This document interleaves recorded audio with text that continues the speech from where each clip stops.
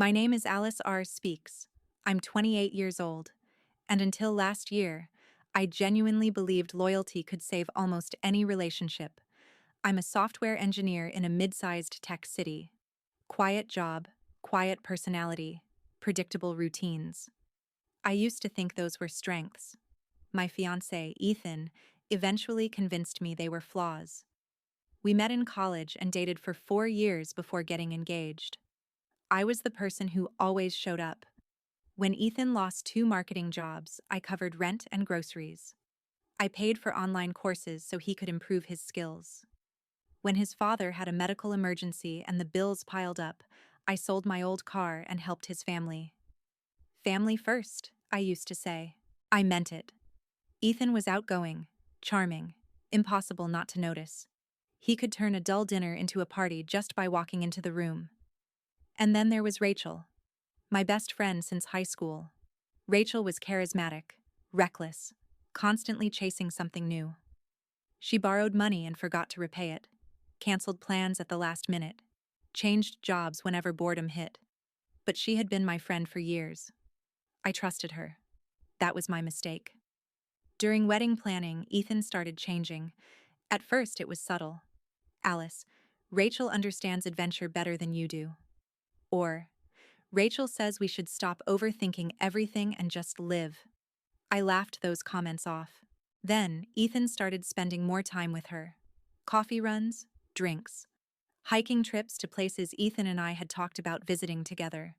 Whenever I questioned it, he became defensive. God, Alice, not everything is suspicious. I wanted to believe him. So I did. Last summer, Ethan lost another job. I stepped in again. Rent, phone bill, food, everything.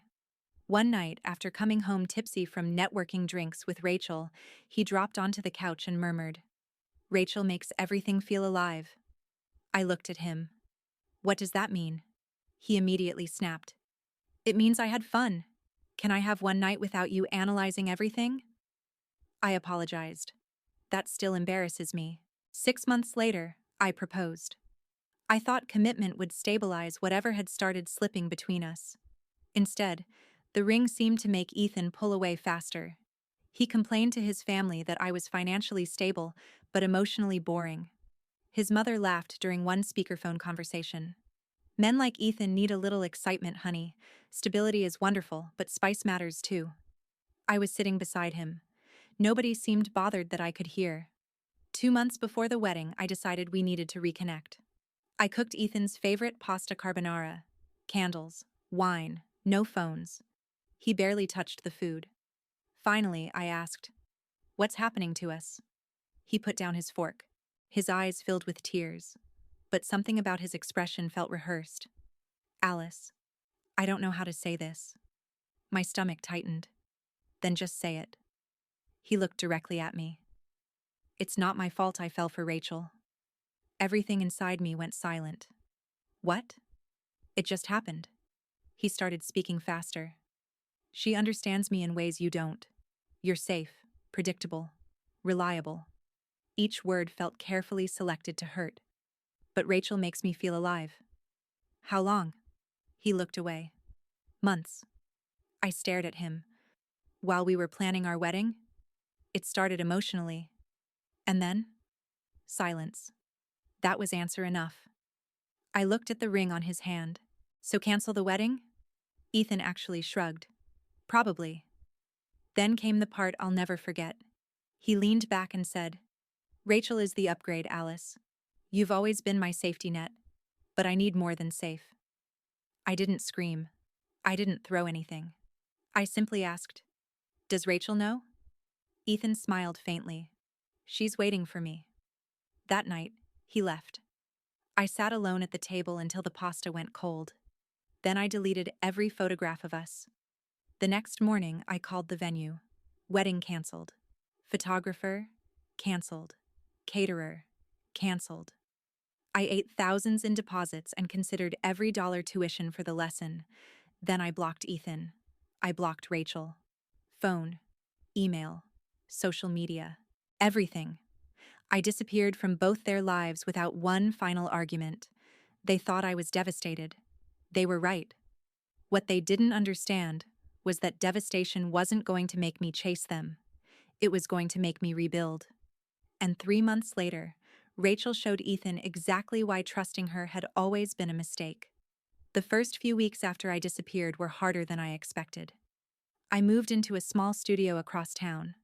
One room, tiny kitchen, old bathroom. Nothing impressive. But it was mine.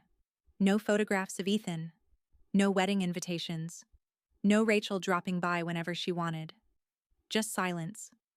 Some mornings, that silence felt peaceful. Other mornings, it felt enormous. I would wake up and instinctively reach across the bed before remembering there was nobody there. Then, Ethan's words would come back.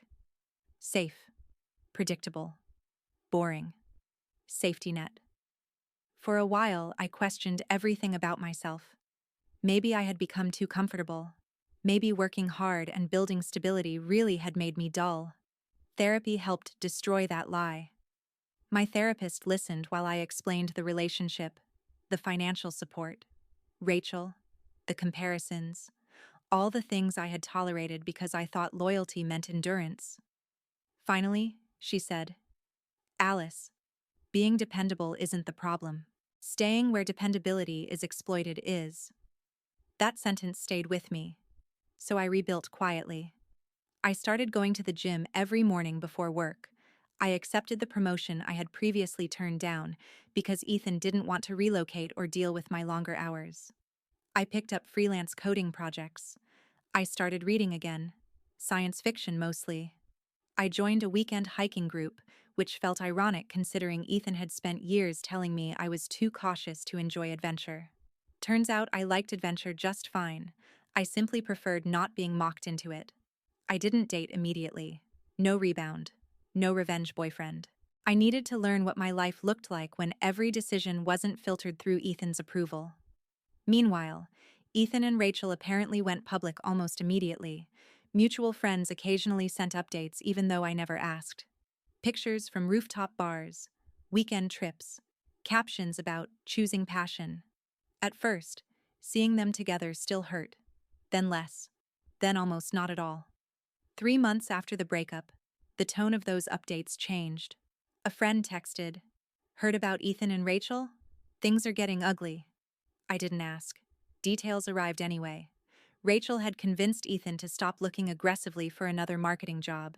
According to her, she could support them temporarily through sales commissions and freelance deals. They moved into a downtown loft Ethan had bragged about wanting. The place looked incredible online. Apparently, reality was different. Rachel could barely afford the rent. Credit cards covered restaurants, weekend trips, and whatever new experience she insisted they needed. Then came the cheating. The first time, Ethan found messages between Rachel and a male coworker. She claimed it was harmless flirting. He stayed. A few weeks later, another man from a bar started appearing in her phone. That confrontation became loud enough that neighbors reportedly called security. Rachel apologized, promised she would change, then blamed Ethan for being insecure. The irony was almost painful. The same man who had accused me of being too suspicious was now checking someone else's phone because his instincts were screaming. Rachel's charm apparently changed behind closed doors, too. Friends said she became cruel whenever Ethan questioned her. "You're too needy. You're killing the fun. You're acting just like Alice." My name had somehow become an insult inside the relationship that replaced me. Then Rachel's job collapsed. She had apparently been inflating sales figures to hit performance targets. An internal audit exposed discrepancies. She was fired. No severance. Possible legal problems. The expensive loft lasted another month before eviction notices appeared. Ethan had no stable income, and most of his savings had disappeared into their lifestyle. He eventually ended up sleeping on his sister's couch. By then, mutual friends had started learning the real story. People who originally celebrated Ethan's new chapter discovered he had cheated on his fiancée with her best friend. One old friend messaged me, "We honestly thought you two broke up first. I'm sorry. That was messed up." I didn't need apologies from spectators. I had something better. Distance. Around 5 months after I blocked Ethan, an unfamiliar number appeared on my phone while I was leaving the gym. Alice, it's Ethan. Can we talk? I read it once, then blocked the number. The next day came a voicemail from another. Rachel cheated on me. More than once. I was stupid, Alice. You were always there for me. You were kind, stable. I understand that now. Delete. Then came emails. Longer, more desperate. I see how badly I treated you. I was chasing a fantasy. I didn't understand what I had. Please meet me for coffee. I skimmed the first one, archived the rest.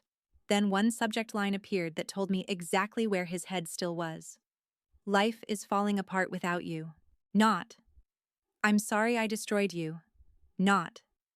I betrayed you. His life was falling apart.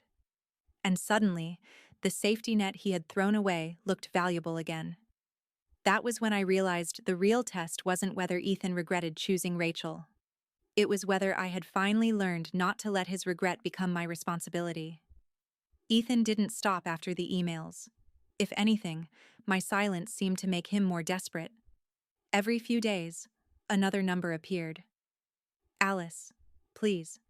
I just need 5 minutes. Blocked. I know I destroyed everything. Rachel was fake. You were the real thing. Blocked. Then the messages changed. How can you be this cold after 4 years? Another. You act like I meant nothing. And finally, this is partly your fault too. You were so safe that I stopped feeling alive. I stared at that one for several seconds. There it was. Even while begging me back, Ethan still needed part of the betrayal to belong to me. That made staying silent easier. Then his family entered the situation. I answered an unfamiliar number one morning because I thought it might be work. Alice, this is Karen. Ethan's mother. My shoulders immediately tightened. Hi, Karen. You need to speak to Ethan. No hello beyond that. No asking how I was. He's not doing well. Rachel cheated on him repeatedly. He has no apartment, barely any money, and he's been crying constantly. I'm sorry he's struggling. Then talk to him. No. The silence on her end lasted several seconds. Alice, family forgives. We aren't family anymore. You practically were. I almost laughed. Karen continued. Rachel manipulated him. He made a mistake. He cheated on me for months. He was confused. He was engaged. Her voice sharpened. Forgiving him would show maturity. I've forgiven enough to move on. That isn't forgiveness. That's punishment. No. Punishment would require me to care what happens to him. I hung up. 2 weeks later, Ethan's sister Lisa appeared at my office. I was walking toward the parking lot for lunch when she stepped in front of me. Alice, wait. I stopped. She looked exhausted and irritated. Ethan is wrecked. That's unfortunate. Rachel abused him emotionally. She cheated. She left him with debt. He's sleeping on my couch. I waited for the point. Lisa threw up her hands. Take him back.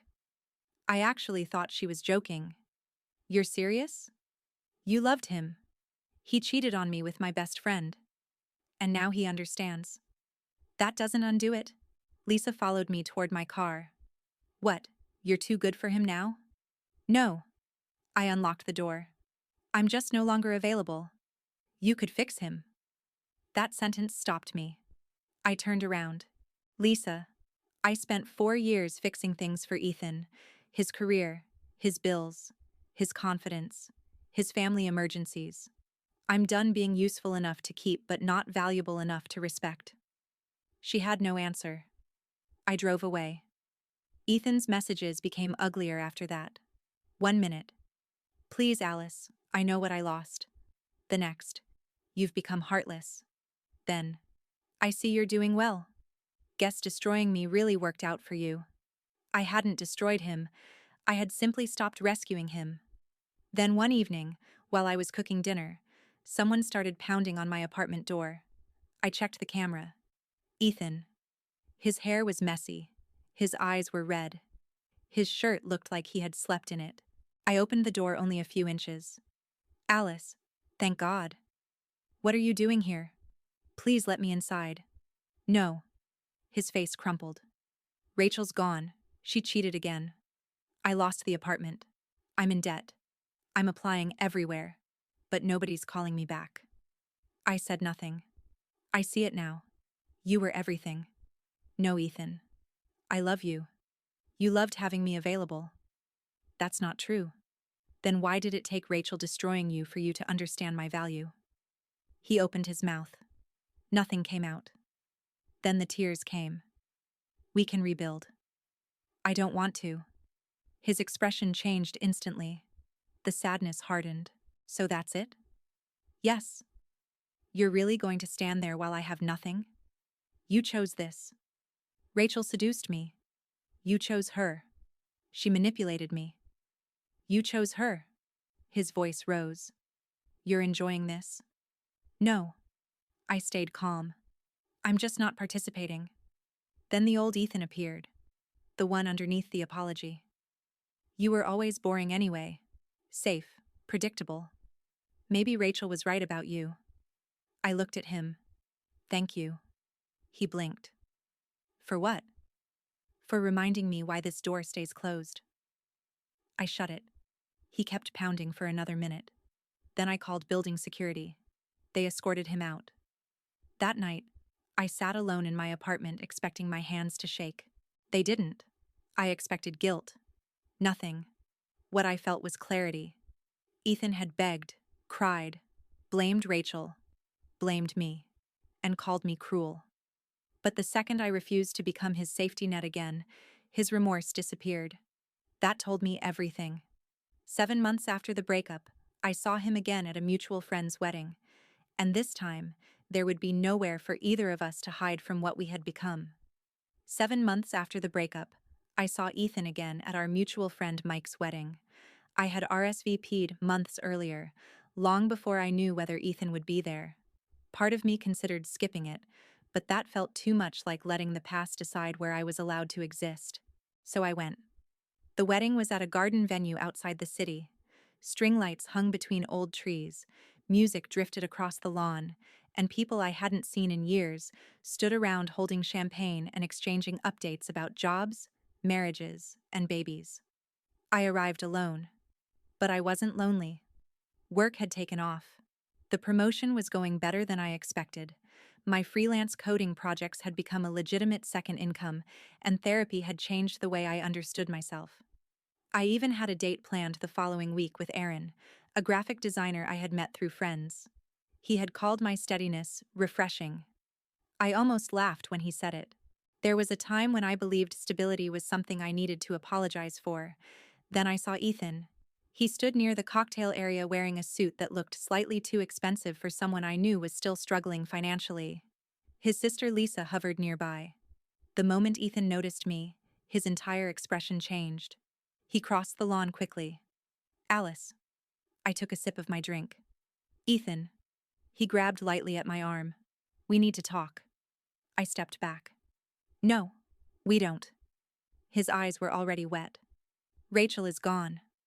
I know. She cheated again. With some bartender this time. Then she disappeared and left me with debts I didn't even know about.